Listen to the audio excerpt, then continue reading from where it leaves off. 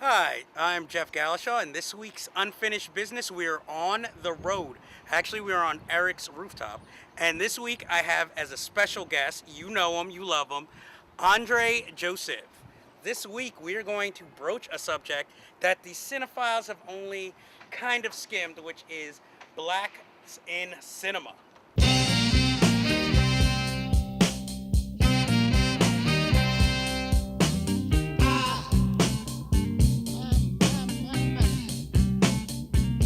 What is your take on Tyler Perry? Well, I always felt kind of mixed about Tyler. I mean, I actually remember seeing one of his plays on DVD right before he hit it big with Diary of a Mad Black Diary Woman. of a Mad Black Woman. And one thing I could say for sure is that he definitely boosted up Atlanta's film community. And on top of that, he's put a lot of people into work between his shows and a lot of the films that he's made. So I think he's done a lot of good as far as that's concerned.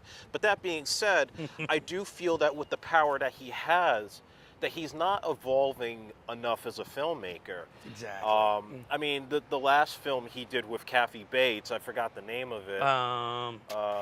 The Family That Prays, I Family believe. Family that Prays. You know, at least that was a step in sort of the right direction, having some white actors, established white actors, to be put into his films.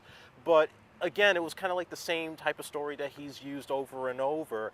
And even the balance between the raunchy comedy of the Medea films and then having to balance that with like these really serious, intense moments with, you know, the romantic angles, you know, it's like you have to have it one way or another. And I think sometimes it becomes too much and the films always kind of feel off balance to me. Did you see the film that he directed but did not write for Colored Girls? I did not see For Colored Girls, unfortunately. I've heard mixed reviews about it. I expected it to be much bigger than it was, considering the great cast that it had. But that being said, I still haven't seen it yet. Neither have I. My mother has seen it. She liked it, but I did not see it. But since we are talking about Tyler Perry, let's talk about a film that made a lot of noise that Tyler Perry didn't direct, but he did executive produce, of course, after it was made. I'm talking about a little film starring a big girl, and it goes by the name of Precious. Yes. Okay, I'm going to give you my take, then I want to hear your take on the film. I thought it was good. I thought it was depressing.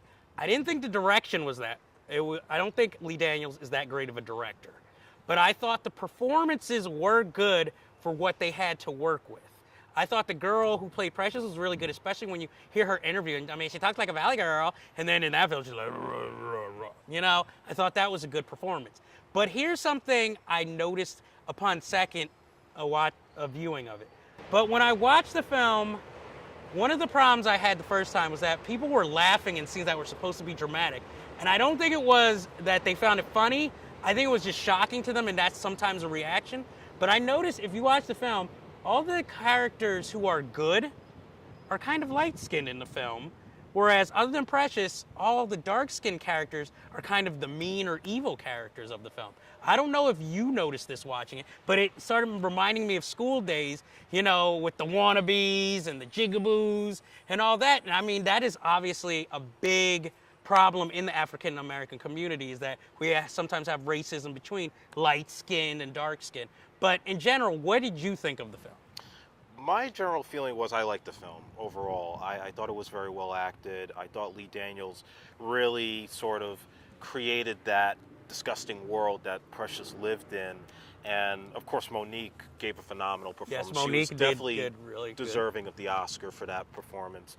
That being said, I think my biggest issue with it was the fact that maybe it was a little over the top. Maybe, you know, I don't want to spoil the film, but the particular issue that she suffers at the end of the film was a little bit too dramatic for what the movie was. I think it already, with the incest subplot, might have been enough for me to sort of like want to root for her and to see her succeed. And it was like tragedy upon tragedy upon tragedy. It was layering tragedy after tragedy, and I think it became a bit too much tragedy.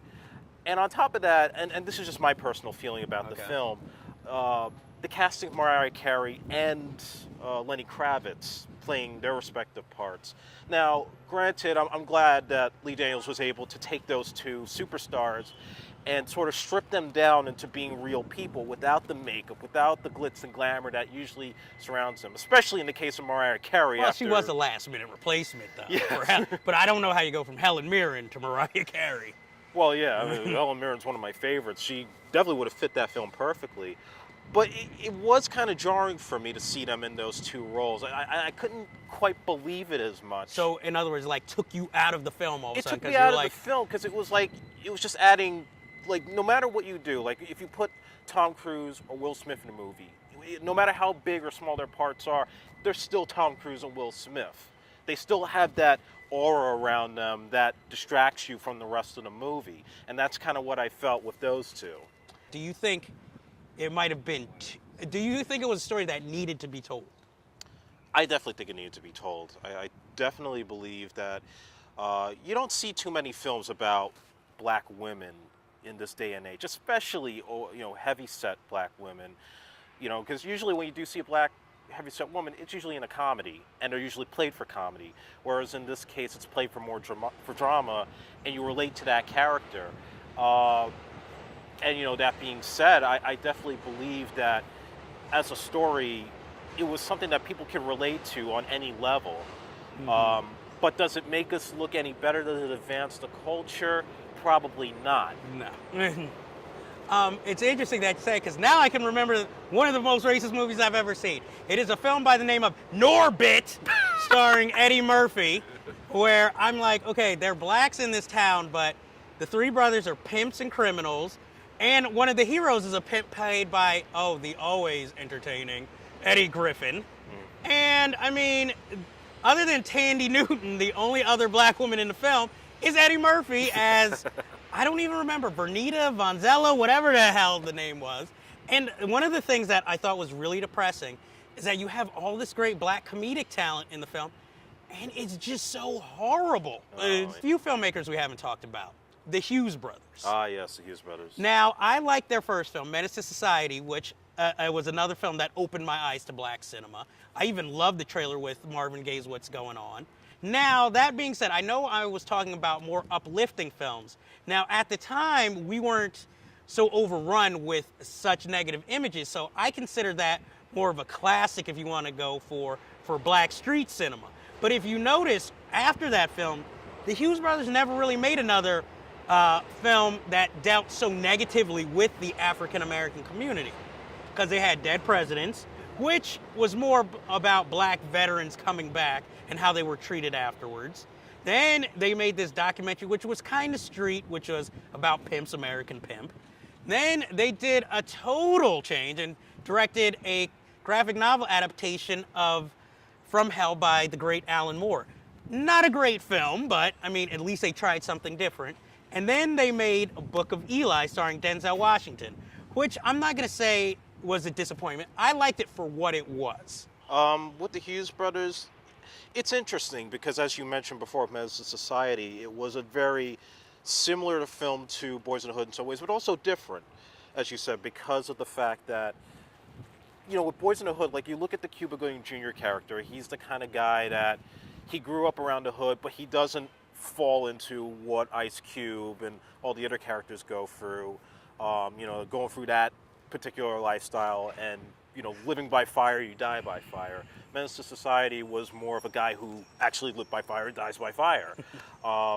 So I think they made it a little bit more grittier, a little bit more real than maybe overpowered Boys in the Hood in some ways, because they made it a little bit more real, whereas Boys in the Hood still had to have kind of a little bit of fluff to it, if you know what I mean. There was still kind of a sleekness, there was still a sweet love story in there.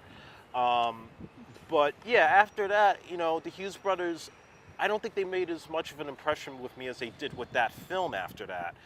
I think they basically got into the studio system, and it's a shame, but I definitely think there's so much more potential than they're showing in their film. I still think they can make another masterpiece if they got the right material and it was the right time. But there's also, like I mentioned, John Singleton, for instance.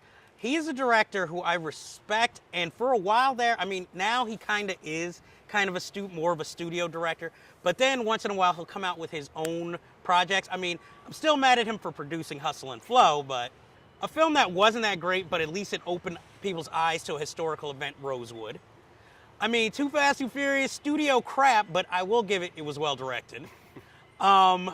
Baby Boy, not the best because he has this love affair with Tyrese as an actor. I don't see it, but I think maybe I would have maybe enjoyed the film if it was maybe a different actor in the lead. Because shockingly, Omar Gooding is actually pretty good in the film. I definitely believe he might have had a little bit more of an influence on me than Spike Lee has. Whoa, really? Yeah, it's saying a lot, but obviously Boys in the Hood is just such a well-crafted movie. Any way you look at it, between the acting, the cinematography, the music, the Stanley Clark score, which is incredible. How do you even know who did the score? Yeah, Wow. I'm a big Stanley Clark fan. But I think of any of the films that he's done, and I enjoyed Shaft, I enjoyed Too Fast and Too Furious, and I can respect his decision doing more studio-oriented films. But I think the one movie he did that speaks to me as a person was Higher Learning. Well, And I'll say so because I've kind of been through that kind of situation that that Omar Epps' character went through, at Okay. least in high school, not in college. Oh, okay. But I relate to that character because I kind of went through those kind of racial situations.